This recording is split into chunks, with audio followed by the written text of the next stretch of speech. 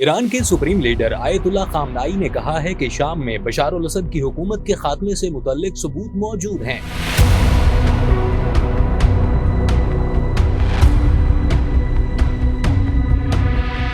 उन्होंने कहा कि शाम में जो कुछ हुआ उसका मंसूबा अमेरिका और इसराइल ने तैयार किया। हमारे पास सबूत मौजूद हैं, किसी शको शुबे की कोई गुंजाइश नहीं। आयतुल्ला खामनाई ने मजीद कहा कि असद हुकूमत को सितंबर से खबरदार कर रहे थे। शामी हुकूमत ने दुश्मन को नजरअंदाज किया। ये पता नहीं चल सका कि सब कुछ आला हुक्काम तक पहुँच रहा था या नहीं। उनका कहना था कि शाम में बागी ग्रुपों के मकासद एक दूसरे से अलग हैं। शाम के हर बागी ग्रुप के अपने अलहदा मकासद और एजेंडा है। ईरानी सुप्रीम लीडर ने ये भी कहा कि वक्त साबित करेगा कि इन लोगों का कोई भी मकसद बुरा नहीं होगा। इसमें कोई शक नहीं कि अमेरिका इलाके में अपने कदम जमाना चाहता है। उन्होंने कहा कि ईरान की शाम में मौजूदगी का मकसद मुकद्दस मकामात का तहफ़्फ़ुज़ और अमन कायम करने में शामी हुकूमत की मदद करना था। आयतुल्ला खामनाई ने कहा कि शाम और इराक में ईरानी फौज की मौजूदगी फौजी मुशीरों की सतह पर रही है। इसका मतलब ये नहीं था कि ईरानी फौज इन मुल्कों की फौजों का किरदार अदा कर रही थी। ईरानी सुप्रीम लीडर ने कहा कि शाम में असल जंग गैर मकामी रजाकार लड़ रहे थे। इस मुल्क की फौज ही कमजोरी दिखाएगी तो फिर रजाकार कुछ नहीं कर सकते थे।